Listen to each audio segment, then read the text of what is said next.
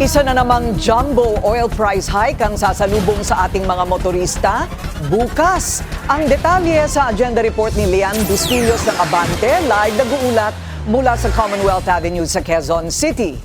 Lian, ano na ang iyong update sa presyo ng produktong petrolyo?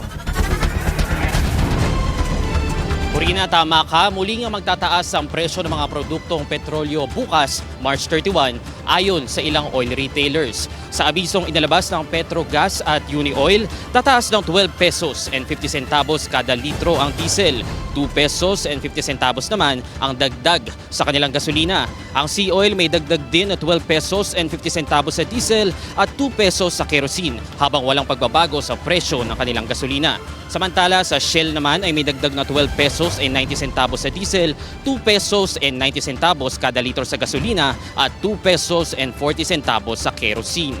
Ito na ang ika-4 na sunod-sunod na linggo ng jumbo oil price hikes na dala ng gera sa Iran. Sa pandaigdigang merkado ay pumalo na sa mahigit $116 kada bariles ang Brent crude, kasabay ng paglalim ng krisis sa gitnang silangan. Bagamat wala pang formal na anunsyo mula sa ibang oil players, inaasahan ang pagtaas ng presyo ng diesel na maaaring umabot sa higit 11 hanggang 12 pesos kada litro, habang posibleng bahagyang tumaas o manatili naman ang presyo ng gasolina.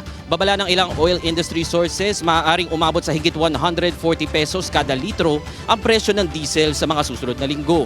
Bilang tugon, patuloy ang pagpapatupad ng pamahalaan ng fuel subsidy para sa mga PUV drivers. Ayon sa Department of Social Welfare and Development, mahigit 250,000 drivers na ang nakatatanggap ng cash assistance, habang nasa 170,000 pa ang kasalukuyang bine-verify para sa special payouts matapos ang Holy Week.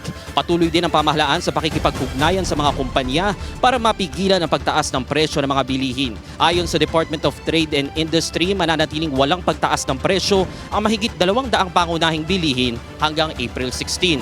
Sa mga LGU naman, unti-unti na rin pinapatupad ang mga hakbang tulad ng libreng sakay ng mga PUJ sa Maynila, kung saan mahigit 60,000 na pasahero na ang nakikinabang dito as of 2:30 p.m.